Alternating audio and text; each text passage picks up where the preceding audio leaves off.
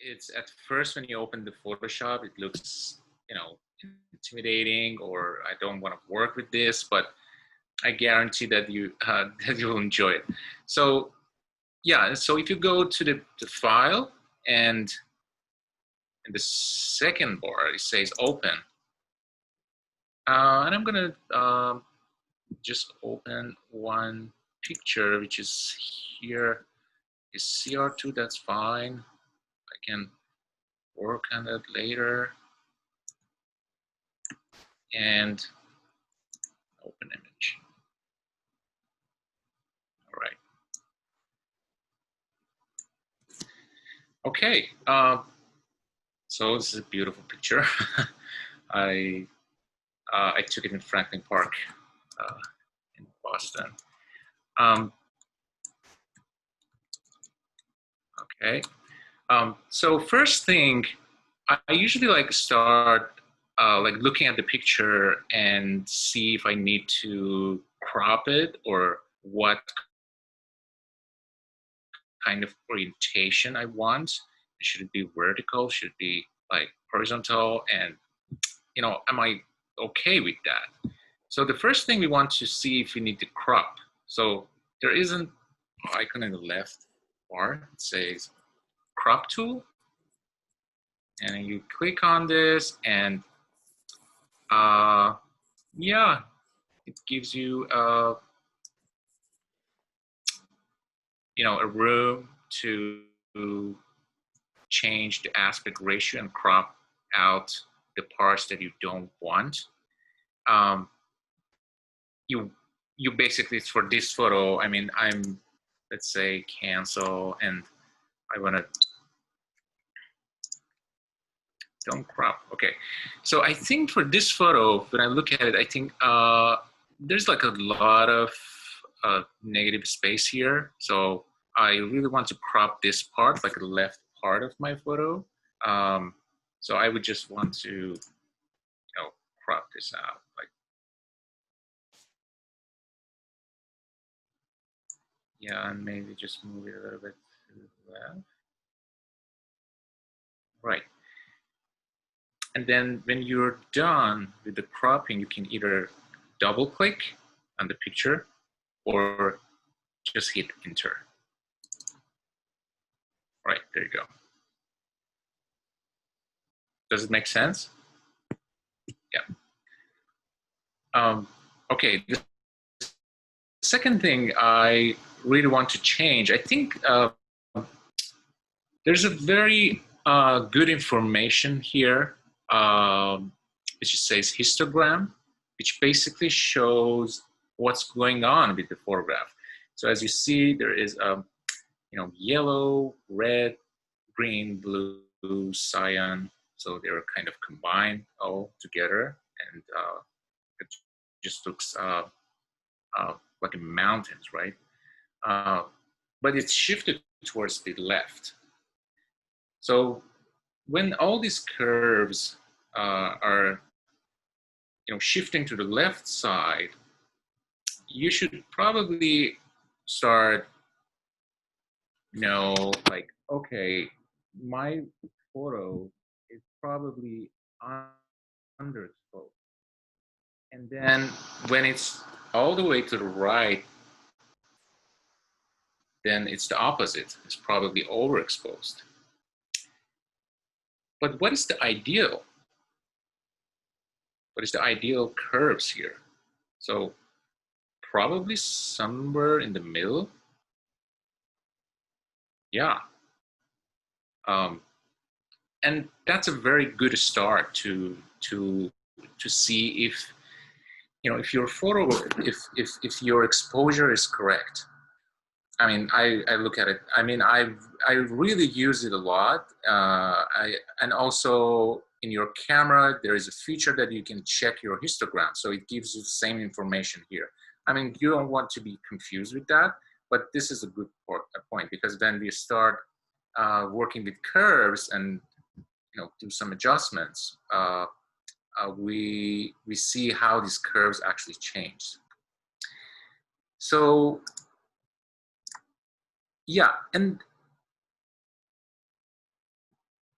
yeah, and this just like under these curves, there are two options. Like gives you uh, you don't need libraries, but there's adjustments. So basically, we really want to focus on these adjustments for next few days. These are very helpful. It gives you a lot of options to change, brightness, contrast, the saturations, and basically everything you need to change your the picture. And we are doing it in a non-destructive, non-destructive way. So it won't actually, you know, uh, make any bad change to your photograph. So we're gonna start from here. Okay, so we want to go to the curves. And when you click on this, you see the layer will be added like to the background on the top. And you should probably see this little square and with this curve. Okay. So this curve is basically what it shows here in the histogram. So I would, I love this feature here because it's like when you go to the doctor and have a test. So you look at the results and it would tell you what's going on. And this is exactly the same. So when I look at it, it's like, okay, this curve needs to be a little bit shifted to right. And what you all see from the middle to the right, all the way to the right, is the highlights. You know, the parts of your photograph which is probably, you can see that they're like overexposed, like here in the sky, a little bit on hair here, and somewhere here.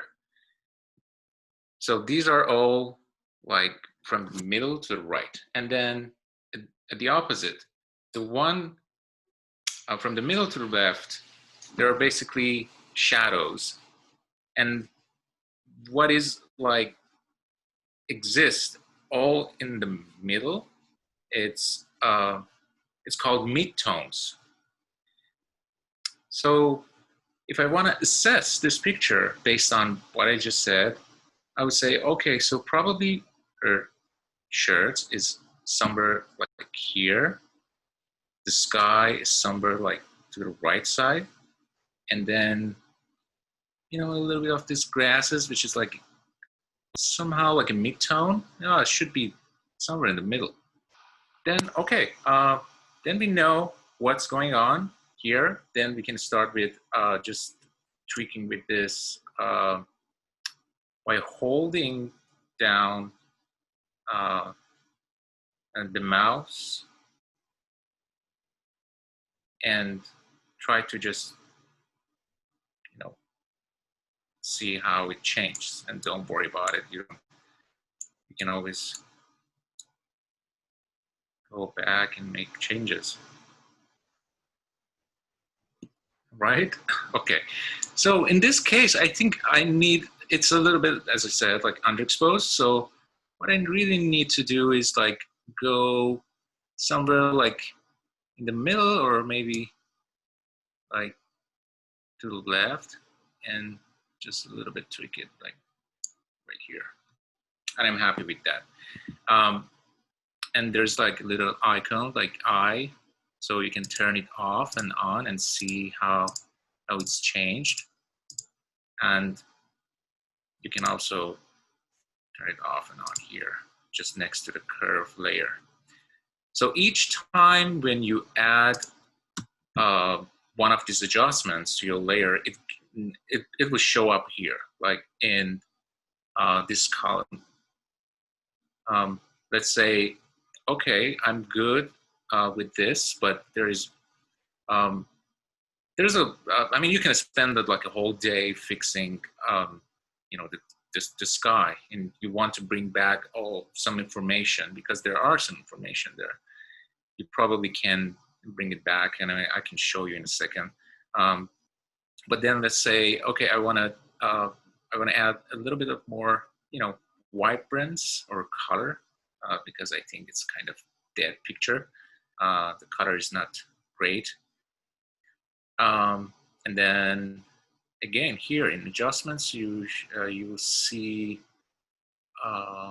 vibrance. I don't really work with vibrance, but hue and saturation. This is what we need. There you go.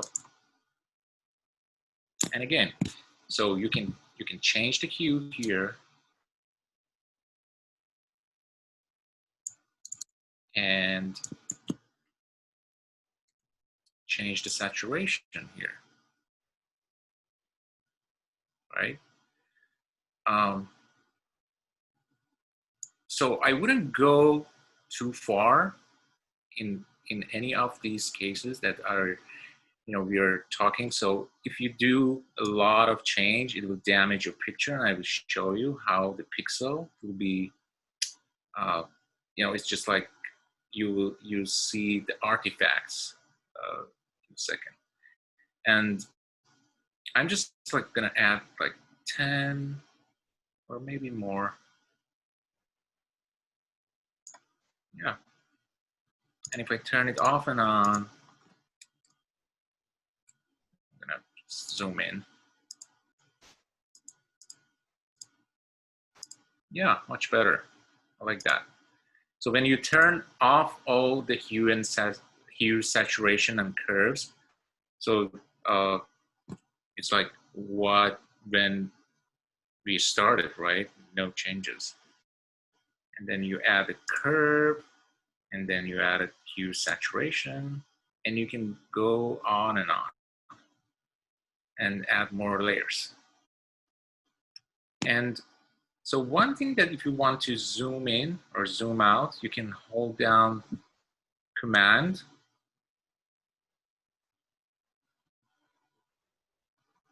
or just maybe it's just easier to click on this icon, like here at the bottom, zoom tool, and then you click on the image.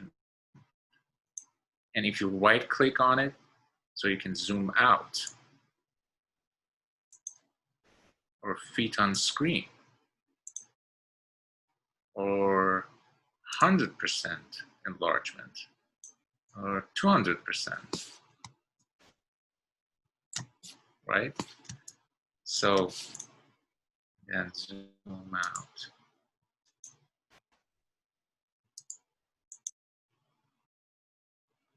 Fit on screen.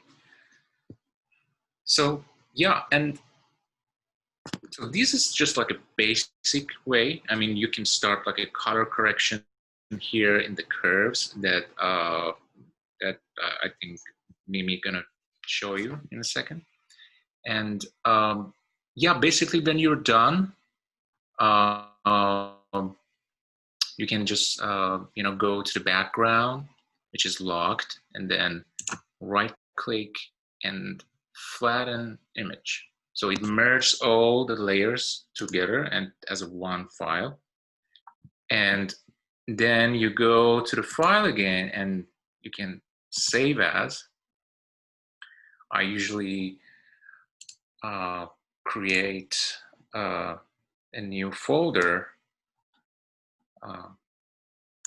Yeah, let's call it edit. Okay, edit.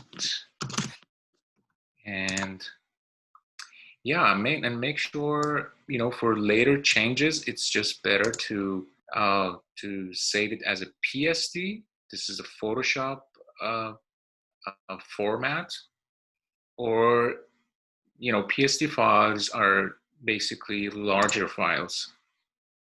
It gives you it still contains a lot of information. But then if you don't, if you think you're running out of the storage, or you don't want to save it as a PSD, or it's just like something that you want to just try and see how it changed, you can save it as a JPEG, you can save it as a TIFF, but usually for prints and for photographers, they would just go for Photoshop. And then I would just save it, and yeah, that's it. So you don't have to be worried about this image, and so it's saved, and then you can just close it, right? And also you remember that we talked about the Adobe RGB. So I just made a change in my Photoshop. So you can go to the file. Basically, you can't change it until you have the picture open. So you go to the file and, edit and assign profile, and make sure the profile is set to Adobe RGB 9098. As you see, this is like a different color space. You don't really need that. For most users that really don't work with printing and really don't want their photograph to be printed in future, and they just want to upload their image in the websites, or just like a virtual space, they save it as a sRGB file, which is like a different color space. But I would definitely recommend to save it as Adobe RGB. And as you can see, if I change it, you'll probably see it. You can see that how it changed the color. So I put it in sRGB, and the colors just look dead. And Adobe RGB is like, ooh,